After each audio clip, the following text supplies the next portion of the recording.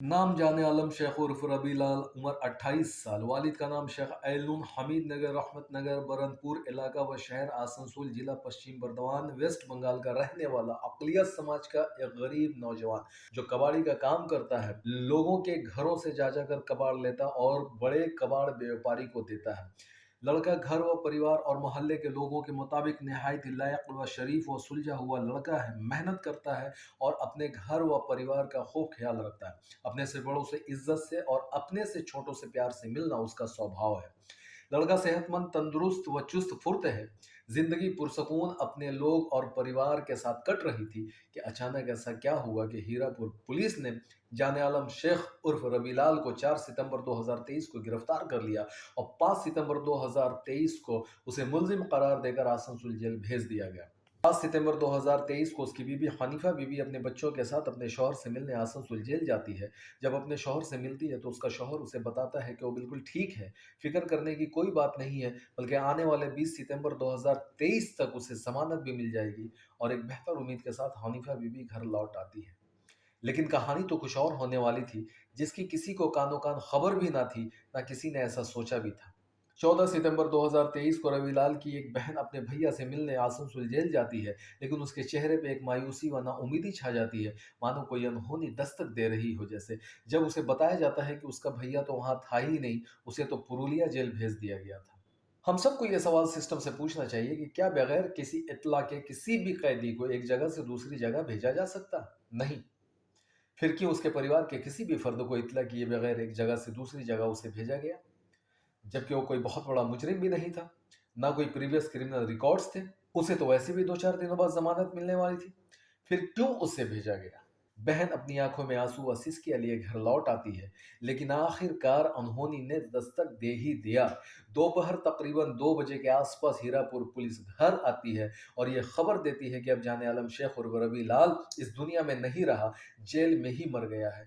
यह खबर सुन मानो पल भर के लिए चारों तरफ सन्नाटा छा गया हो, और हो भी क्यों ना भला। किसी का बेटा चला गया, किसी की मांग का सिंदूर उजड़ गया, किसी का बाप तो किसी का भाई तो किसी का दोस्त चला गया, जो अब कभी लौट कर नहीं आएगा। वो जेल से बरी होने वाला था, लेकिन इस तरह बरी होगा ये किसी ने सोचा भी ना होगा।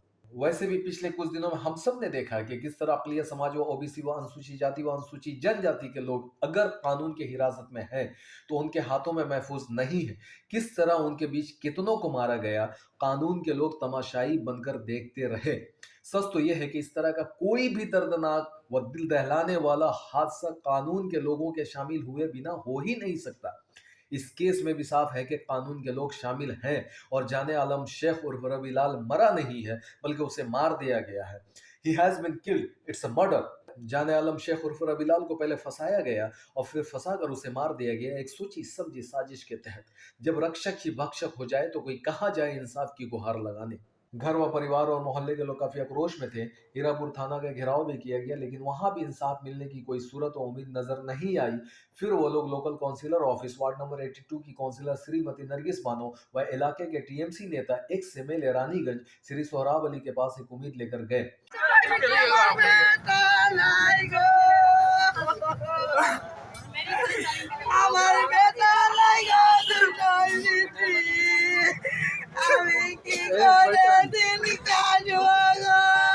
आपको जो करना है भाई आप ये करना पड़ेगा अपना जो करना। श्री सोहराब अली ने ये यकीन दिलाते हुए कहा कि लड़ाई वो आखिरी दम तक लड़ेंगे जब तक इंसाफ नहीं मिल जाता। अभी तो हम लोग कोई डिसाइड नहीं कर सकते हैं क्या मामला हैंडल करें तो क्या करना है नहीं करना, ये पुलिस को इसमें आगे बढ़ के देखना चाहिए, इसका कदम खोलना चाहिए।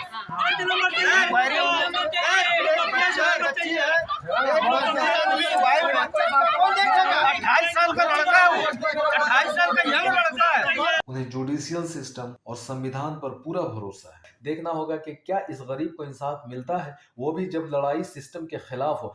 आप लोगों को ऐसा लग रहा है उसको मार दिया गया?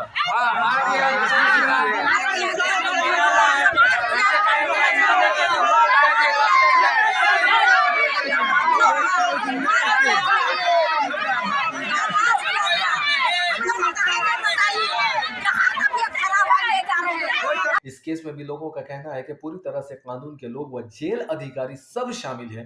अभी जो प्रॉब्लम है, हमारा ward 82 number Asansol municipal corporation 82 number ward में जाने आलम बोल के है लड़का, वो लोहा और टीना ये सब फेरी करता था। उसको 4 तारीख को हम लोग का आसनसोल हीरापुर थाना उसको अरेस्ट किया। अरेस्ट करने के बाद उसको केस देके कोर्ट भेज दिया। कोर्ट में उसका बेल नहीं हुआ। बेल नहीं होने के बाद वो जेल भेज दिया। 5 तारीख को जेल हो गया। 7 तारीख को उसका फैमिली बच्चा को सब लेके जाके उससे मिल के आया। अंदर जाके मिल के आया, अंदर जाके सेल में जाके देख के मिल के आया। आसनसोल का जो हम लोग पास में रिपोर्ट आता है कि मतलब फैमिली से अगर मिलना चाहेगा तो हफ्ता में 1 दिन मिल सकता है। तो 5 तारीख के बाद 14 तारीख को 7 तारीख के बाद 14 तारीख को उसका बहन गया मिलने। उसका बहन जब मिलने गया तब वहाँ से बताता कि उसको पुरुलिया भेज दिया। हाँ, पुरुलिया भेज दिया। तो वो उसके बाद से चला आता है यहाँ अपना घर। उसके बाद हीरापुर थाना आधा घंटा में पहुँचता है और बोलता है कि आपका आदमी जो है वहाँ पुरुलिया में डेथ कर गया। मामला यहीं तक है। लेकिन यहाँ से क्यों भेजा पुरुलिया, क्या वजह था, ये मैटर समझ में नहीं आया। क्या वजह है नहीं है ये अभी तक समझ में नहीं आया। पुरुलिया क्यों, दूसरा डिस्ट्रिक्ट में क्यों? यहाँ पे हम लोग का डिस्ट्रिक्ट हॉस्पिटल है, फिर उसके बाद से उससे बड़ा हॉस्पिटल बर्दवान में है, उसके बाद से पीजी हॉस्पिटल कलकत्ता में है। अगर कोई बीमार रहता तो उस हिसाब से वो प्रोसेस होता। उसका फैमिली को कोई जानकारी नहीं है। 13 तारीख को अगर उसको भेज रहा तो उसका फैमिली को तो जानकारी देगा, जानकारी नहीं दिया। इसमें लगता है कोई चाल है, कुछ है, ये बात अभी तक समझ में नहीं आया। तो ये कहना गलत भी ना होगा कि अगर मुजरिम कानून के लोग हैं तो पूरी तरह से ये सिस्टम ऑफ लॉ उन्हें बचाने में कहीं ना लग जाए। कहावत है ना कि चोर चोर मौसेरा भाई, कहीं इस केस की फाइल भी कानून के धूल में दबकर दम न तोड़ दे।